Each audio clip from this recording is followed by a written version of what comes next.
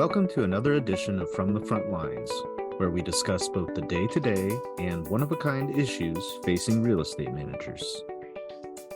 Today, we talk to Jae Roe, CPM, ACoM from SOVA Real Estate Solutions about ancillary revenue, including sources of ancillary revenue and best practices for optimizing property income. Welcome to the podcast, Jae. Thank you, Todd. It's really great to talk with you today. First, can you talk about the importance of ancillary income to a property's bottom line, considering current market conditions? Certainly. So the goal of ancillary income is really to increase the building's profitability and as a result, increase NOI.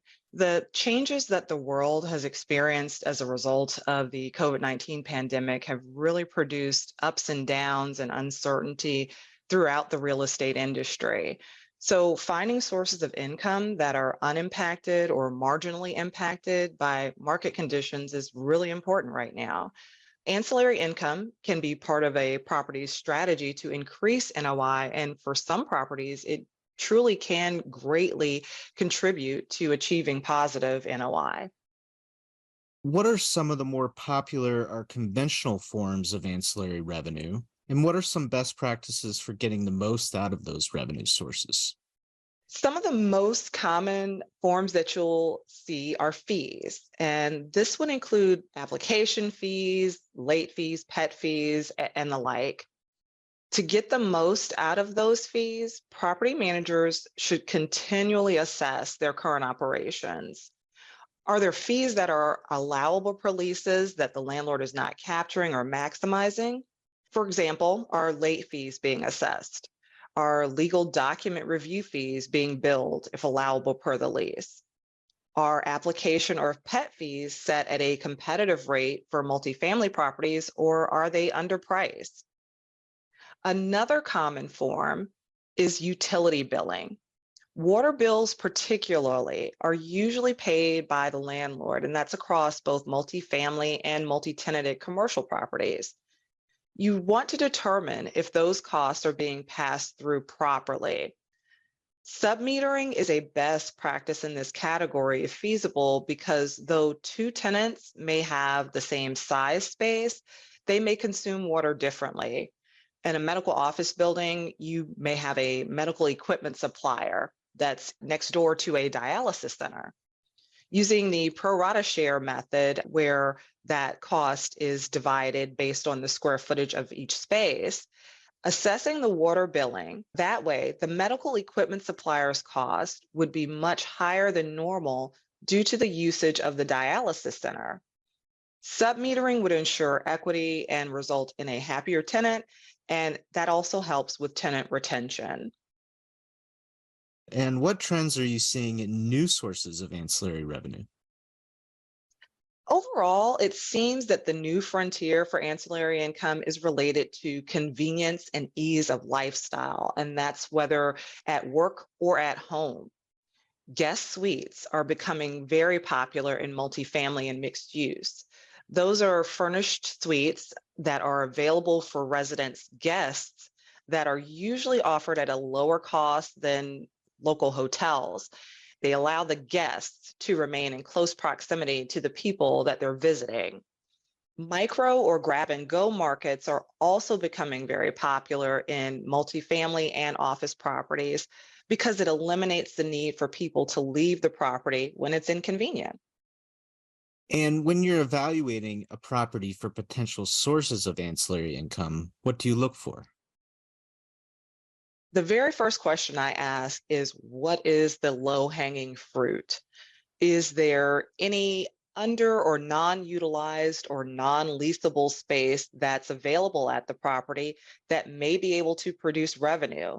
And sometimes that could be producing revenue with the space as is, or it might be converting that space. Examples of that would be allowing unleasable space in an office building to be used by a tenant for storage for a fee, or allowing outside or non-tenant groups use of function rooms or conference facilities at a cost. The second question that I ask is, what new amenities would be low or no cost to the landlord but would produce ancillary income. Vending machines are a classic and really good example of this. They can be supplied by a vending machine company without cost to the landlord. They can fill empty common area space, and the landlord has no maintenance expense for them. The landlord receives a fee or a commission from the vending machine company, which results in almost passive ancillary income. And then lastly, I ask what amenities are in high demand and could not only produce revenue, but potentially warrant increases in rental rates. Adding concierge services within an office or multifamily building could be provided at a fee to employees or residents for additional revenue. And simply having those services at the property could also justify an increase in rental rates to further increase NOI. Now, we hear so much about creating an exceptional tenant or resident experience at your property and how that enhanced experience is required to remain competitive. How can you align your ancillary revenue strategy with your effort to optimize that tenant or resident experience? The most important thing is to ensure that you are truly listening to your tenants.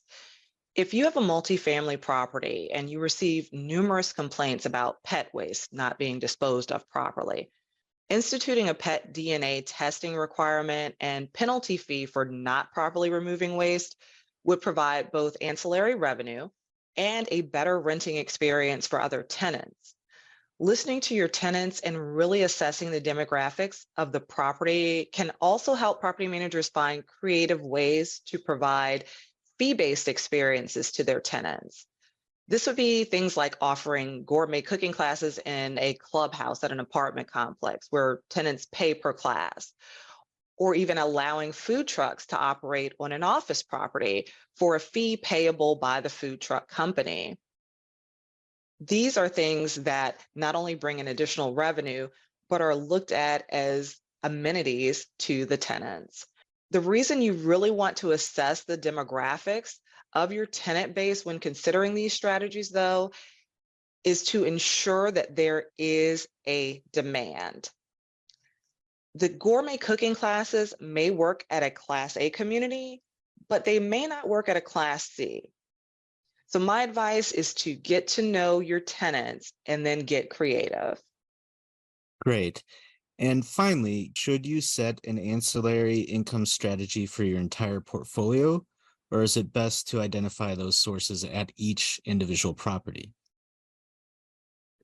Well, all properties have unique attributes, even if your portfolio consists entirely of properties of the same type. As a result, my suggestion is to evaluate each property separately to ensure you don't miss any revenue opportunities. At that point, you can then evaluate your full portfolio to determine areas where a standardized strategy can be implemented. This will also be helpful long term because if in the future you find an initiative you want to consider portfolio wide, you already have the data to determine if it's the right fit. Thanks so much for joining us today, Jae. Thank you. Visit IREM.org for more knowledge to take on real estate management's most dynamic challenges. That's www.irem.org.